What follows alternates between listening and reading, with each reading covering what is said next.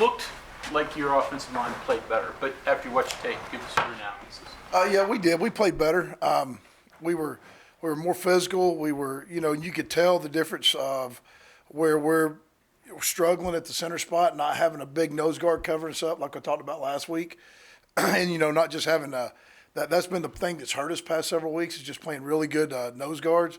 And they were played a split front, so it took a little bit of pressure off of us there, put more pressure on our guards, and both guards played well. Mike and Gamitter both played well. Mike actually got the O lineman of the week, graded out higher than anybody else. So, I'm looking forward to him to continue growing in that spot and continuing to get better. He's worked his way back into a starting role, and it really helped that those guys played well and the tackles played well outside. So, we stayed on our blocks better, not where we want to be yet, but the run game was definitely helped out Daggy a little bit in the throw game. Matt, in your career, have you been a part of this much shuffling, this many different people mixing and matching, especially this late in the season? No, I hadn't. Usually this late in the season, usually you get kind of settled in, but with Chase's shoulder injury and having to sit out a week, and then just not finding a guy at center there that's really holding it down. But like I said, Chase played much better. But you just got to do what you got to do. You got to try to get the best five out there. You can't just keep putting the same thing out there and expecting a different result. So we had to change some things up, and obviously it showed. We played much better. So hopefully we just got to continue. With Bryson, is part of it being more nasty? I know you talk fundamentals and technique, but is there a nastiness edge that he needs to? Well, it's really just the overall. No, he's fine there. It's just the physical side. He's young. He's a redshirt freshman, and he's not. To play in this league, especially, you got to look at who he played over the past. The kid from Iowa State he's a redshirt senior. The kid from Baylor. I mean, you saw him the other night. He was the center, All-American center from Oklahoma. I mean, they were battling all night long.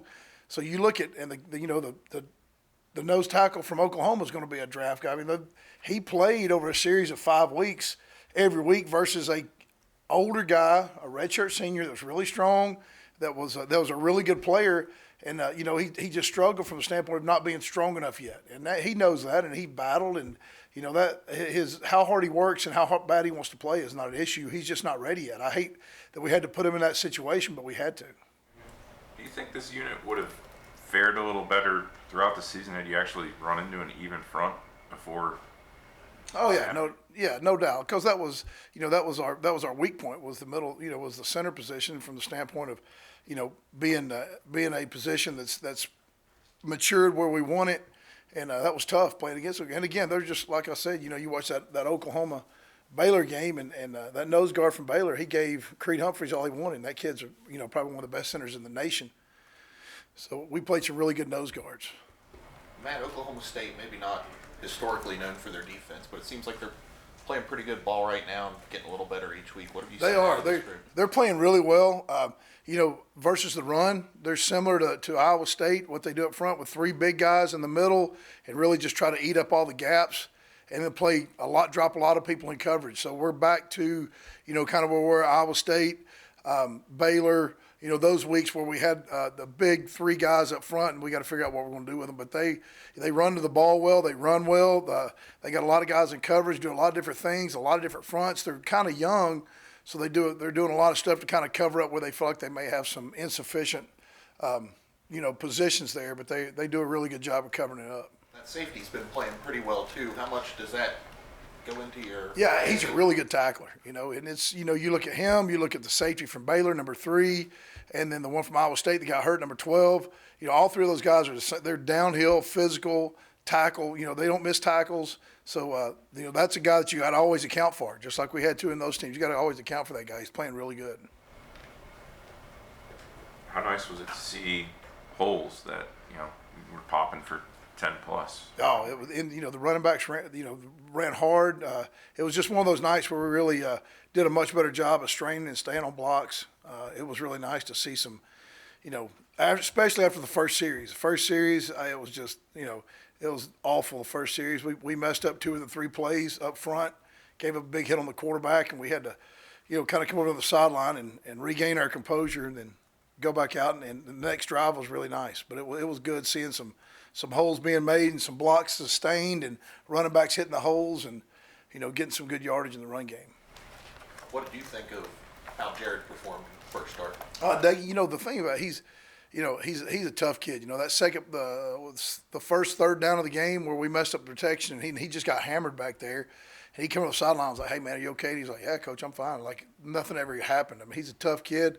I think he's he's played behind some pretty tough deals at Bowling Green and got hit a lot. So it doesn't really faze him. And he's a tough kid. He hung in there and made some great plays. I mean, that scramble at the end was huge, keeping his eyes downfield and hitting the touchdown. But I thought he played well. I thought he had a quick release. Got to step up in the pocket a little bit more. But overall, he bailed us out of a couple times where their defensive ends were really good. I mean, those guys played really hard, and we struggled a little bit on the edge. But he did a good job of getting rid of the ball quick several times where we had some pressure. Matt, your thoughts of your tight ends this year and their ability, especially their blocking ability? Definitely gotten way better. O'Laughlin has gotten, and it's one of those things where he's been with me a lot this year, working board drills and working shoots, and just because he never really played that position from a blocking standpoint, he's always a stand-up receiver, and he has come many miles this season with how much better his technique is and how much better his hand placement and all those things. And he's just going to continue to get better. He's not where we want him to be yet. He's not there, but he shows signs of being able to do what we want him to do with him just being a freshman to really be a quality tight end in this league, blocking and catching. Matt, your pre-snap movement and adjustments seemed like it ramped up even a little bit more, like 4 guys, readjusting sides pre-snap this week. Do those things change each week according to what you're seeing defensively, or is it just more a matter of, hey, we want to give the defense some different looks, something they haven't seen on film yet? Yeah, it's just you try to, it's like I was talking last week, you don't want to change your fundamentals. You don't want to change the fundamental things, but you want to change the picture. You want to change the formation. You want to bring motion. We're trying to do things like that just to make those guys think so they can't hone in because, they're at this point of the season, you've put so much out there, they can sit there and look at, hey, this formation, these are the top 2 things they like to do, and have those guys really tuned in to what you're going to do and react fast. And all of a sudden, you do some shifts, you do some motions. It really just kind of slows down their thinking a little bit. And that's what you try to do is get them to think while they're out there. The more you're thinking, the slower you're moving, and that's what we try to do. Are some of those designed to hopefully provoke a reaction, a set to get to something, a defense that you think you can attack with the play that's called? You're always trying to get angles and try to make them think. And that's what we're trying to do is make them sit there and think a little bit and then get an angle on the run game. And I thought we did a good job last week of getting some angles and getting the ball outside. It didn't get points, but how much did you like that drive at the end of the first half? Just the way you guys were able to mix run and pass in your 2-minute drill. I thought the receivers did a really nice job. I thought the quarterback did a nice job of checking the ball down, and the receivers and running backs did a great job when they got it. They got as much as they could. They got out of bounds. I mean, that stuff, 2-minute drill, we work on it all the time. And I felt like they understood what we were trying to do. When we ran the ball, we got big yardage, and then we hustled to the line, got set. We knew it was a situation where it was a first down. The clock was going to start. We got lined up. Next play, and the quarterback did a really nice job, especially to be his first start with us to manage that 2-minute drill. And like I said, receivers did a nice job. I think it was Esdale, a couple catches, got to the first down marker, got out of bounds, didn't try to stay in and score and run out of time, but like to have made the field goal to end. But that was big to put that drive together right before the half. How far have your receivers as a group come, and what has Simmons and Campbell done to make that happen? Really just they're big, Simmons came on about mid-year of making big plays, showing the ability to be a tough tackle. Most of his big plays were catch, break a tackle, and make a run. He showed, I think, his ability to catch, break tackles, make plays, and really just from the whole receiver room standpoint, with guys going down and nobody flinching, I think it's been really big. Another guy stepped up. I think that's been really big of guys stepping up and making plays when other guys get hurt.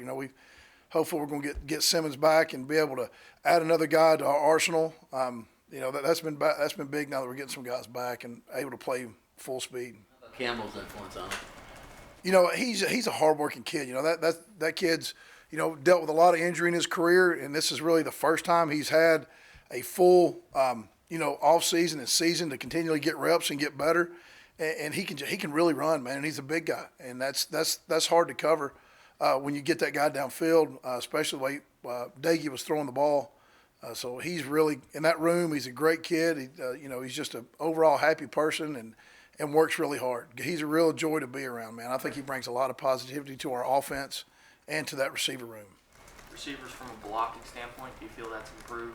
Oh yeah, no doubt. Our whole receiver room has gotten so much better. With the transfers over the summer, and then those guys just each week. Coach Dye's done a really good job of just being patient with them and continuing to teach them because as y'all know, not many of those guys have played any snaps, so they've continued to get better as the season's gone on. And we've got to up our catch percentage, and that's going to continue to get better as they get reps. And it's a lot of stuff to there's a lot of stuff at that receiver position to take in as far because you're talking about changing formations, changing motions. Those guys got to know where to line up all the time, and what kind of leverage they have on the DB, and be able to run their routes at the correct depth. And there's a lot of stuff more than just catching the ball, but we've got to I think that room's definitely continuing to get better. It's like Coach Brown says, that's our goal every week is just get better. Don't look too far forward.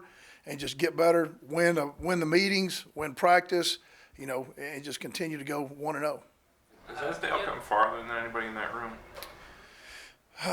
That'd be tough. They've all come a long way. I mean, as Dale has shown, you're probably right. He's come a long way as far as what we thought we had coming out of spring to what he's doing now.